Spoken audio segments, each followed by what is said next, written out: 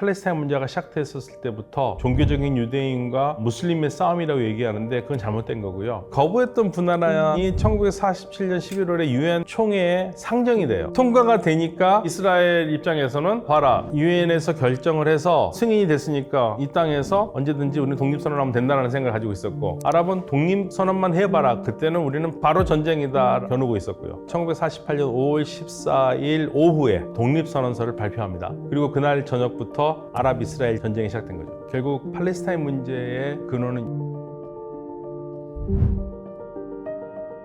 책과 삶 구독자 여러분 안녕하십니까? 서강대 유로만화연구소의 박현노입니다. 이슬람과 중동을 연구하고 공부하고 있습니다. 이스라엘과 팔레스타인 갈등 원인은 명백하죠. 팔레스타인의 아랍 사람들이 살고 있는 땅에 유대인들이 들어왔고 같이 사는 게 아니라 자신들의 나라를 세우려고 했기 때문에 문제가 되는 겁니다. 오늘날 유대인들이 자신들의 선조라고 생각하는 아브라함, 그 일파들이 팔레스타인에 정착을 하게 되죠. 아무도 없는 땅에 정착한 게 아니라 있는 사람들을 몰아내고 정착을 한 겁니다. 그리고 이 땅에서 우여곡절을 겪죠. 솔로몬 이후에 북이스라엘, 남유다 왕국으로 나눠졌다가 북이스라엘 지역은 아시리아 제국의 멸망을 당했고 남유다 제국은 바빌로니아 제국에게 멸망을 당해서 지금 이라크 지역으로 끌려가서 노예 생활을 하다가 여기를 페르시아 황제가 해방을 시켜주어서 다시 지금의 팔레스타인 땅으로 돌아가서 살 수 있도록 해줬거든요. 그렇지만 결국에는 기원전 63년에 로마의 식민지가 돼서 로마의 독립운동을 두 번에 걸쳐서 하지만 결국엔 다 실패를 하고, 특히 제2차 독립전쟁인 132년에서 135년에 철저하게 패하면서 완전히 본격적인 이주 생활로 들어가게 됩니다. 왜냐하면 자기의 고향에서 쫓겨나게 돼서. 그래서 그게 역사적으로 말하는 진정한 디아스포라의 시작이고, 세계 곳곳으로 퍼져나간 유대인들이 다시 고향 땅으로 돌아오게 된 것은 1948년 독립을 하면서 유대인들이 자신들의 고향을 세우게 된 거죠. 그렇지만 고향을 다시 찾은 그 땅이 사람들이 아무도 살고 있지 않으면 문제가 전혀 없죠. 누가 뭐라고 그러겠습니까? 그런데 이미 유대인들이 땅을 떠나가 있는 만큼이나 오랫동안 다른 사람들이 살고 있었고, 가장 최근에 살고 있던 사람들이 바로 이 아랍 사람들이죠. 이 아랍 사람들이 고향에서 오히려 쫓겨나서 지금 이런 문제가 생기는 겁니다. 유대인들은 유럽 사람들하고 같이 살고 있었거든요. 거의 2000년에 가깝게요. 그런데 유럽 사람들은 유대인들을 별로 좋아하지 않았어요. 일단 유럽 사람들은 크리스찬들이잖아요. 크리스찬들이 봤었을 때 유대인들은 아주 갑갑한 사람들이고 말도 안 되는 법을 지킨다고 우리와 같이 어울리지도 않고, 근데 그 무엇보다도 유대인들에 대한 미움이 발화한 것은 예수님을 죽인 놈들, 이게 유대인들을 바라보는 기본적인 시각이었어요. 때문에 유대인들이 사회의 가장 하층민으로서 활동을 했다고 생각하시면 됩니다. 토지 소유권 같은 게 없었기 때문에 자기 집을 따로 갖거나 그런 일을 할 수가 없었고, 그들만의 집단 거주지, 게토라는 곳에서 살면서 자신들의 삶을 이어나가야만 했죠. 그러니까 이 유대인들의 삶은 참 비참했습니다. 그래서 유대인들은 유럽 사회에서 환영받지 못한 이방인으로 살았고, 유럽인들이 유대인들과 같이 살기 싫으니까 이들이 유럽 밖에서 나라를 세우고 살 수 있도록 방관한 거죠. 결국 팔레스타인 문제의 근원은 유럽 사람들에게 있다고 과감하게 말씀드리고 싶습니다. 제1차 세계대전이 벌어지기 전에 팔레스타인 땅은 오스만 제국이 지배하고 있었는데요. 오스만 제국을 해체하고 싶어 했던 영국과 프랑스는 오스만 땅을 두고 자신들끼리 약속을 하죠. 1916년에 사익스-피코 협약이라고 그러는데 공식적인 명칭은 소아시아 협정입니다. 땅을 나눠 갖기로 밀약을 한 거예요. 그러면서 당시 아랍 사람들은 오스만 제국의 지배를 받고 있었거든요. 바로 이 약속을 하기 전에 아랍 사람들에게는 너희들이 우리를 도와서 오스만 제국과 싸워서 우리가 이기게 한다면 너희들에게 아랍 국가를 세워주겠다는 약속을 먼저 했고요. 그리고 그 약속을 한 상태에서 영국과 프랑스는 아랍 사람들한테 알리지 않고 자신들이 둘이 약속을 한 거죠. 1916년에. 그리고 1917년에는 영국이 유대인들에게 팔레스타인의 가정을 이루도록, 즉 유대인들의 고향을 다시 만들어주겠다라는 약속을 하는 거죠. 물론 영국이 아랍 사람들에게 야, 팔레스타인 니네 땅이야, 니네 여기다 국가를 세워줄게 얘기를 하진 않았지만, 전체적으로 아랍 국가를 세워준다라는 큰 의미에서는 아랍 사람들은 팔레스타인도 장신이 아랍 국가라고 생각을 했거든요. 그러니까 뭐 이런 말 하죠. 부동산 사기. 똑같은 땅을 두고요, 유대인들과 아랍인들의 약속을 지킬 생각 없이 영국과 프랑스는 아랍 땅을 나누려고 했던 거죠. 영국이 1917년 12월에 예루살렘에 입성합니다. 영국은 친시온주의 정책을 폈어요. 친시온주의라는 것은 뭐냐면 유대인들이 지금의 이스라엘 땅이라고 하는 이 팔레스타인으로 돌아오는 것을 가능하게 했던 사상적인 흐름이 시온주의거든요. 이 사상이 나온 배경이 있습니다. 이게 좀 슬픈 일인데요. 1894년에 프랑스에서 간첩 사건이 벌어집니다. 파리 주재 독일 대사관으로 프랑스의 군사기밀이 새어 들어가니까 범인을 잡았는데 드레이피스라는 장교였어요. 근데 드레이피스는 진범이 아니거든요. 근데 진범이 아님에도 이 사람이 범인으로 몰리게 된 이유는 한 가지밖에 없었습니다. 유대인이라는. 그런데 이게 다른 나라에서 이런 일이 있었더라면 그냥 넘어갈 수도 있었을지 모릅니다. 근데 프랑스라는 나라는 어떤 곳이냐면 1789년에 프랑스 혁명으로 유대인들을 게토, 유대인들만 모여서 살아야 되는 곳에서 해방시킨 나라, 그리고 당시 유럽의 가장 진보적이고 지성이 넘치는 나라, 이런 나라에서 유대인들이 유대인이라는 이유 하나만으로 범죄자 취급을 받는다면 유럽에서는 살 곳이 없는 거죠. 그래서 이 사건을 보고 당시 파리에 있었던 오스트리아 유대인 헤르츠리 1896년에 유대인의 나라라는 책을 쓰고요. 1897년에 세계 시온주의자 협회를 만들어서 유대인들이 살 수 있는 곳이라면 어디든지 가자라는 이념을 내걸었고요. 그게 시온주의인데요. 헤르츠는 반드시 팔레스타인으로 갈 필요는 없다고 봤어요. 유대인들이 국가를 세울 수 있는 곳이라면 어디든지 가겠다. 우간다도 가겠다고 했었거든요. 근데 결국에는 헤르츠리 죽은 다음에 시온주의의 목표는 팔레스타인으로 완전히 굳혀졌고요. 그러면서 영국이 팔레스타인 쪽으로 유럽의 이민자들을 받아들였고, 그리고 당시에 영국의 관리들이 친시온주의자들이 많았어요.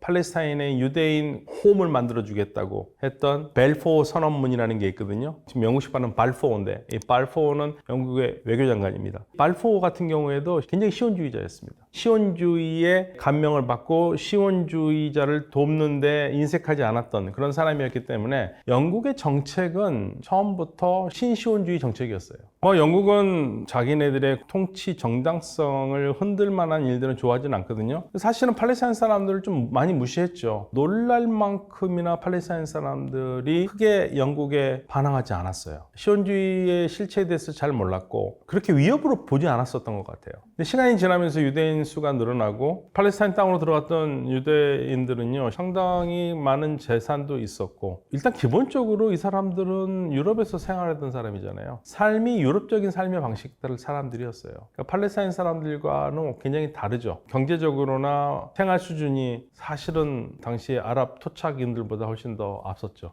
얘들은 유럽인이라고 해도 뭐 전혀 손색이 없는 사람들이거든요. 그리고 유럽에서도 굉장히 뛰어난 학자들이라든지 성공한 사람들도 꽤 있었고, 그러면서 위협을 느꼈고, 조용했던 팔레스타인 주민들이 1936년부터 영국에 항쟁을 시작하고, 영국도 깜짝 놀랍니다. 아니 그동안 조용하고 있었던 사람들이 왜 이러나면서 놀래가지고 39년에 마음을 내가 충분히 알았으니까 앞으로는 유대인들의 이주자 수도 제한하고 여러 가지로 좀 우리가 신경을 쓸게 라고 약속을 하죠. 그런데 이게 유대인들을 도와주는 사건이면서도 굉장히 슬픈 사건인데요. 히틀러가 이제 39년 이후부터는 아주 본격적으로 발응하기 시작하잖아요. 그러면서 유대인들에 대한 동정의식이 더 많아지게 됐고, 궁극적으로는 영국이 막지 못했습니다. 그리고 나서 2차 세계대전이 되면은요, 독일 쪽에서 팔레스타인 사람들에게 굉장히 우호적으로 접근합니다. 영국도 굉장히 불편하죠, 독일이. 그리고 팔레스타인 사람들의 지도층 같은 경우에는 독일에 대단히 기대기도 해요. 영국은 팔레스타인 사람들에게 유리한 일을 할 것 같지 않은데 독일은 이슬람도 이해하고 무슬림들을 이해한다고 그러고, 그리고 우리는 영국처럼 프랑스처럼 제국주의가 아니라 우리는 무슬림들이 편하게 살 수 있는 그러한 세상을 이야기한다. 그런 식으로 얘기를 했기 때문에 순진한 팔레스타인 지도자들은 독일이 이기면 우리를 해방시켜 줄 것이고, 그리고 이들이 영국이나 프랑스 이런 나라들처럼 식민지배를 하지 않겠구나 생각을 했지만, 실질적으로 독일도 말로만 그랬지 이탈리아와 함께 당연히 중동 지역을 자신들의 입맛에 맞게 좌지우지하려고 다 생각을 하고 있었죠. 영국도 노력을 하긴 했어요. 팔레스타인 땅을 두고 아랍인들과 유대인들을 조정을 하려고 노력했는데, 사실은 이제 조정이 어려운 게 기본적으로 아랍인 입장에서는 도저히 타협하기 어렵거든요. 영국이 지배 전까지 이 팔레스타인 지역에 사는 사람들의 주민 수를 보면은 유대인은 많아봤자 5% 정도밖에 되지 않았거든요. 또 아랍 사람들이고 그러는데 그거를 지금 와가지고 영국이 계속적으로 이민 받아들이면서 유대인들이 늘어나고 그러면서 거기에 맞춰서 땅을 나눈다? 이거는 아랍 사람들이 이해할 수가 없는 거거든요. 영국은 여러모로 노력을 많이 합니다. 땅을 나눠보려고 노력하지만 아랍 사람들도 반대하고, 대체적으로 유대인들은 찬성을 하긴 했지만 유대인들 생각하기에 자기네들 불리한 건 또 받아들이지 않거든요. 그러면서 계속 공전이 되었고, 그리고 궁극적으로 어려웠던 문제가 하나가 있는데요. 저는 이제 이게 팔레스타인 쪽의 패착 중에 하나는, 만약에 팔레스타인 사람들이요, 변함없는 내 땅이고 이 팔레스타인 지역에서 반드시 우리의 국가를 만들 거야 라는 강력한 의지를 가지고 있었더라면 역사는 달라졌을지 모릅니다. 무슨 말이냐면요, 당시에 팔레스타인에 많은 이권을 가졌던 사람들은 시리아의 지주층이었고요. 이들은 팔레스타인을 시리아의 일부로 생각했고요. 분할을 할 때마다 나오는 얘기가, 아니다, 이건 팔레스타인은 국가가 아니라 시리아의 영토의 일부니까 시리아가 가져야 된다, 이런 생각을 가졌거든요. 만약에 팔레스타인 사람들이 이거 팔레스타인은 내 땅이고 반드시 우리 국가를 세워야겠다라고 생각을 했으면 달라졌을 텐데, 대시리아 민족주의에 함몰돼 버렸고, 그리고 당시 팔레스타인을 이끌어가던 지도급 집안 사람들끼리도 분열돼 있었어요. 그러니까 이 많은 조건들이 팔레스타인이 국가를 세우기에 상당히 어려운 부분으로 현상을 이끌어가고 있었죠. 그러니까 궁극적으로 보시면은 1947년에 팔레스타인 땅 분할안이 통과하는데 결정적인 역할을 했던 사람들은 유럽에서 온 유대인들이고 당시 유럽에서 살고 있던 유대인들입니다. 이들이 팔레스타인 땅 분할안에 통과되도록 열심히 노력을 하고 로비를 했었어요. 그게 바로 가장 큰 차이점이죠. 영국이 결국에는 땅 조정하는데 실패를 하고요. 아유, 나 모르겠어요, 이거 유엔에서 좀 해주세요 해가지고 1947년 11월에 유엔에서 분할안이 상정이 돼요. 상정이 됐는데 아랍 입장에서는 내가 안 줘도 될 땅을 주어야 되는 거잖아요. 받아들이기 어려웠죠. 그래서 그 분할안을 거부를 하고 있었는데, 거부했던 분할안이 1947년 11월에 유엔 총회에 상정이 돼요. 이게 이제 문제가 된 겁니다. 상정이 안 됐어야 되는 건데 상정이 됐고, 상정이 됐으면 어떻게 해서든 이걸 부결을 시켰어야 되는 건데 결국에 통과가 돼요. 통과가 되니까 사실 이제 이스라엘 입장에서는, 봐라, 유엔에서 결정을 해서 승인이 됐으니까 이 땅에서 언제든지 우리는 독립선언하면 된다는 생각을 가지고 있었고, 아랍은 독립선언만 해봐라, 그때는 우리는 바로 전쟁이다라는 것으로 겨누고 있었고요. 1948년 5월 14일 오후에 이스라엘의 지도자였던 벤 구리온이 중심이 돼서 독립선언서를 발표합니다. 그리고 그날 저녁부터 본격적으로 아랍 국가들이 침략하기 시작하면서 제1차 아랍-이스라엘 전쟁, 이스라엘 사람들은 이거를 독립전쟁이라고 부르거든요. 전쟁이 시작된 거죠. 밤부터 공격을 시작돼서 본격적인 전쟁이 이제 그 다음 날이죠. 그래서 보통 전쟁은 5월 15일이라고 얘기를 합니다. 누가 봐도 객관적으로 보면은 아랍 국가가 더 숫자도 많고, 그러니까 당연히 아랍이 이길 거라고 생각을 하죠. 근데 한 가지 변수가 있습니다. 이 이스라엘 사람들은 이미 2차 세계대전 때부터, 그리고 그 이전부터 영국과 같이 훈련을 해왔고 여러모로 새로운 전쟁 기술이라든지 장비에 능한 사람들이었고요. 아랍은 다수지만 그러한 전투 능력이 별로 없었어요. 그리고 주변에 많은 국가들이 동시에 이스라엘로 쳐들어왔기 때문에 연합작전이라는 걸 있어야 되는데, 연합작전을 할 수 있는 사령부도 부실했고요. 그러다 보니까 누가 봐도 다 이길 거라고 생각한 전쟁에서 아랍 군대가 패하는 거죠. 패했다는 얘기는 무슨 말이냐면, 이스라엘의 독립을 무효화시킬 정도의 전과를 올렸어야 되는 건데, 결국에는 이스라엘이 독립선언한 대로 이스라엘은 독립을 했고, 팔레스타인 지역을 떠나서 주변으로 피난 간 사람들은 지금까지 자신의 집으로 돌아오지 못하고 있습니다.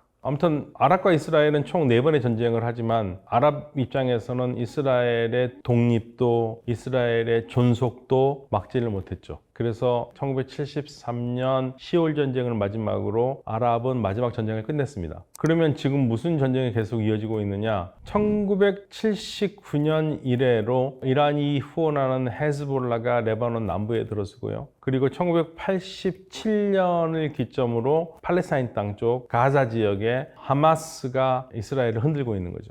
1987년에 성립된 그룹인데요. 2005년 총선에서 다수당이 됐지만 테러리스트라는 오명 때문에 결국 승리를 국제사회에서 인정받지 못했고, 그래서 결국에는 정권을 뺏겼던 현 팔레스타인 집권 여당인 파타와 2006년에 극렬한 싸움을 벌여서 사실 승리를 하고, 팔레스타인 사는 지역이 2곳인데 요르단강 서안 지역은 기존의 파타가 장악하고 있으면서 실질적으로 팔레스타인 정부로 활동하고 있고요. 하마스 하마스는 대다수의 나라한테 인정을 받지 못하는 무장 조직으로 가자 지역을 관장하고 있는 상황인데요. 바로 이 가자 지역에 있었던 하마스가 작년 10월 7일에 이스라엘을 공격한 거죠. 그러면서 지금까지 전쟁이 계속 이어지고 있는 겁니다.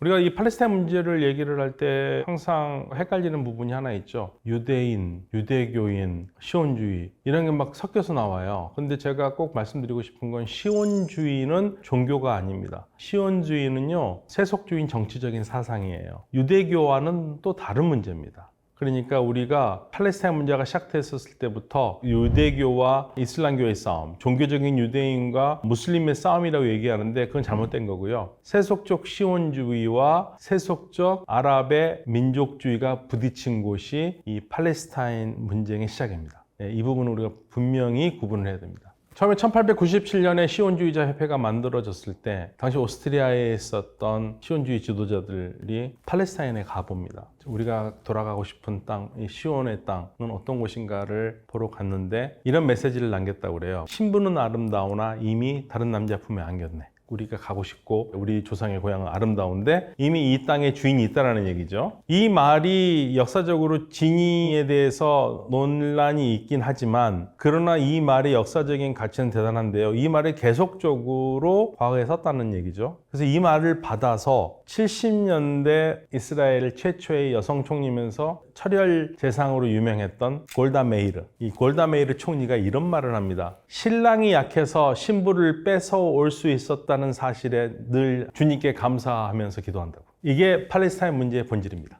다른 많은 역사적인 이야기 아무 소용없어요. 이 두 이야기면 본질을 그대로 찌른 내용이라고 말씀드리겠어요. 무슬림들은 술 먹으면 안 되죠. 돼지 먹어서도 안 되고 이슬람식으로 잡지 않은 고기 그거 못 먹고요. 사형당하는 데는 있죠. 단순히 이슬람뿐만 아니라 유대교에서도 마찬가지고 못 먹게 하니까 여기에 대해서 학자들은 상당히 많은 관심을 기울여왔어요. 그런데 결론은 뭐냐면은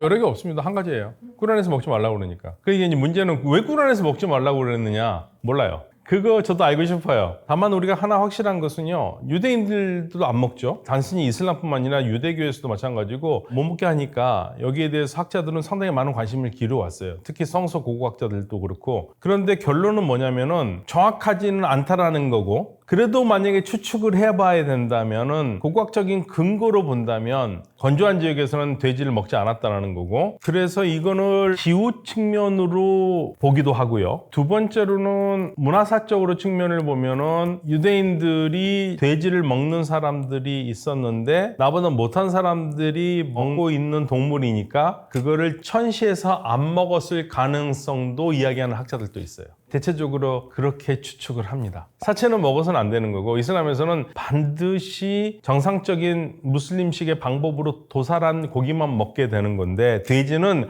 아예 거기에 포함되지가 않아요. 소나 양이나 염소나 이런 동물들은 이슬람 방식대로 도살을 하는 것만 먹을 수 있는 거죠. 근데 돼지는 아예 그냥 다 열애예요.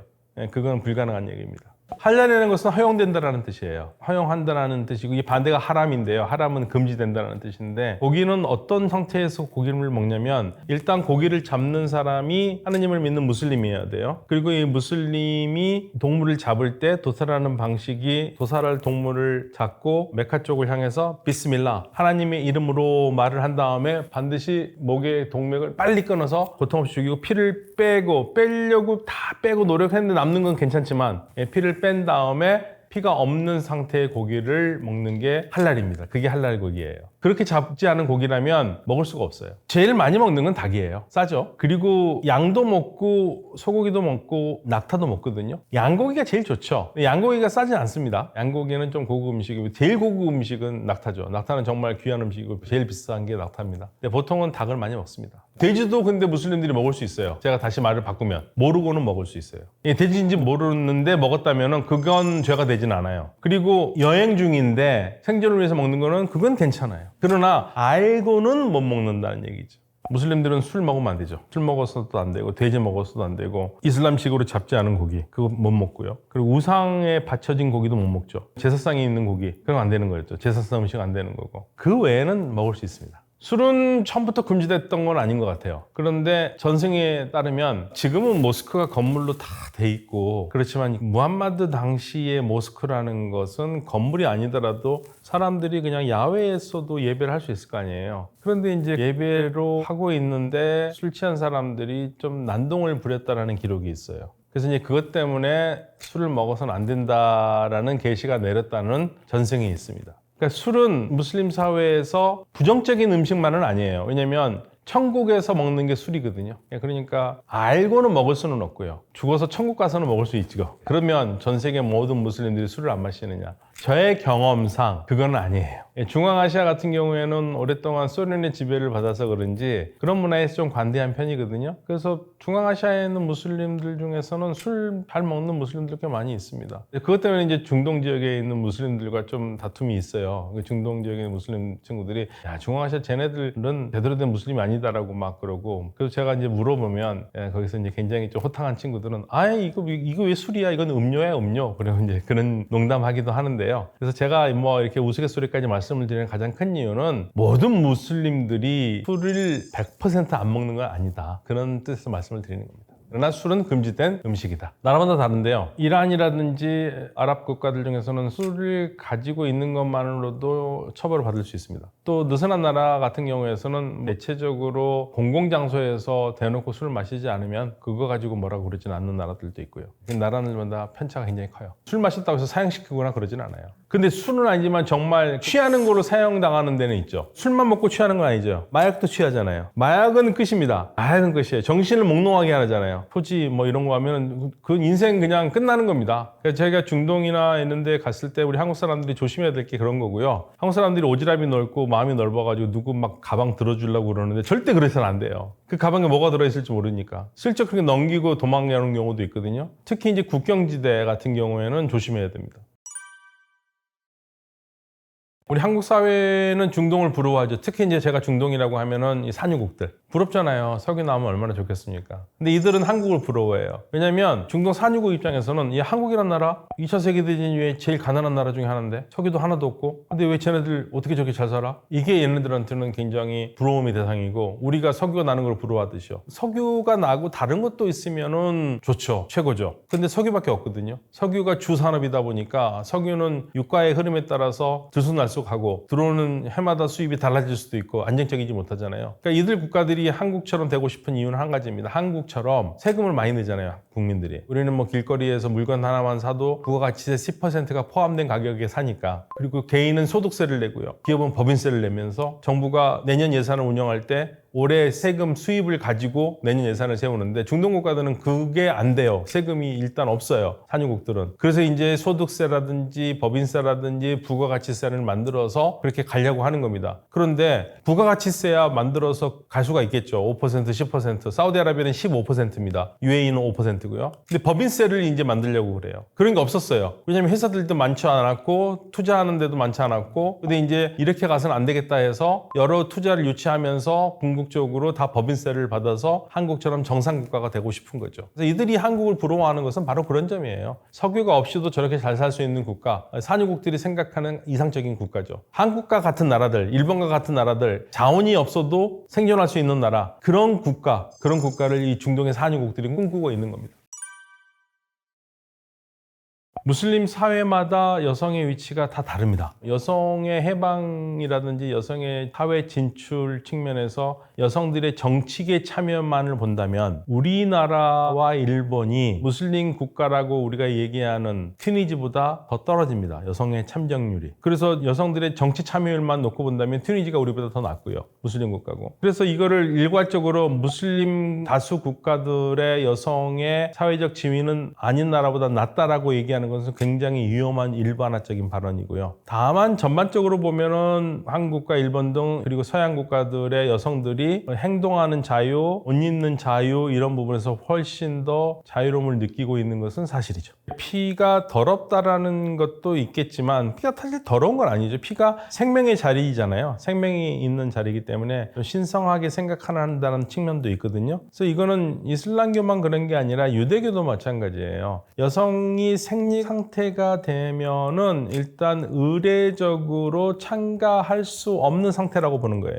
모든 의례에서 열애가 됩니다. 단식이라든지 뭐 이런 거 다 열애가 되고요. 그리고 아내가 생리 중이라면 남편이 성관계를 가질 수가 없어요. 이거는 오래전부터 있었던 일입니다. 예를 들면은 유대교의 가장 최초의 성문법이라고 할 수 있는 미슈나라는 게 있는데, 남자가 아내하고 사랑을 하고 싶은데 자신이 없는 거예요. 생리가 어떻게 되는지. 그래서 이제 율사한테 물어봅니다. 아니, 우리 아내가 생리인지 아닌지 잘 모르겠다. 이때 사랑을 하려면 어떻게 해야 되느냐. 그랬더니 랍비가 이렇게 얘기를 합니다. 하얀 천눈 2장으로 아내의 몸을 닦아서 피가 묻어 나오지 않으면 사랑을 해도 좋은데, 만약에 사랑을 한 다음에 피가 묻는다 그러면 두 사람이 와서 속죄의 의식을 바쳐야 된다고 얘기를 하고 있습니다. 무슬림들도 마찬가지예요. 피가 똑같습니다. 피가 있을 경우에는 의례적으로 정결한 상태가 아니기 때문에 예배 같은 거, 그리고 단식 이런 거 안 해도 됩니다. 당연히 남편과의 사랑도 불가능한 거죠. 제가 가장 친한 무슬림 친구한테 물어봤어요. 이슬람법을 가르치려면 한국 사람들한테 뭐라고 말하면 좋을까? 한마디만 가르쳐줘. 제가 오늘 여기서 보따리를 풀게요. 우리 독자분들에게. 이슬람교에서 법은 뭐야? 그랬더니 이 친구가, 우리 무슬림 남성은 율사에게 물어보기 전에는 단 하룻밤도 아내와 편하게 사랑을 할 수 없는 아주 불쌍한 존재들이다. 그게 여성들의 생리 문제가 걸려있기 때문에 그래요. 무슬림 국가들의 라마단 기간에 가보면은 식당 다 해요. 그런데 겉으로 화려하게 얘기하지 않고 조용히 먹을 수 있도록 카텐을 쳐놓거든요. 단식하는 사람들의 방해하지 않도록 밥을 먹도록 하는데, 가끔 보면은 카페테리아나 이런 데서 혼자 조용히 뭘 먹고 있는 여성들이 있어요. 그러면 그 여성들은 어떤 여성들이냐? 성리하는 여성들이죠. 열애입니다. 그 누가 가서 왜 먹냐 이런 거 얘기하지도 않아요. 무슬림 친구들이 이제 그런 얘기 많이 합니다. 아, 여성들에게 여러 가지 뭐 복잡한 게 많은데 이거 왜 그러냐 했더니,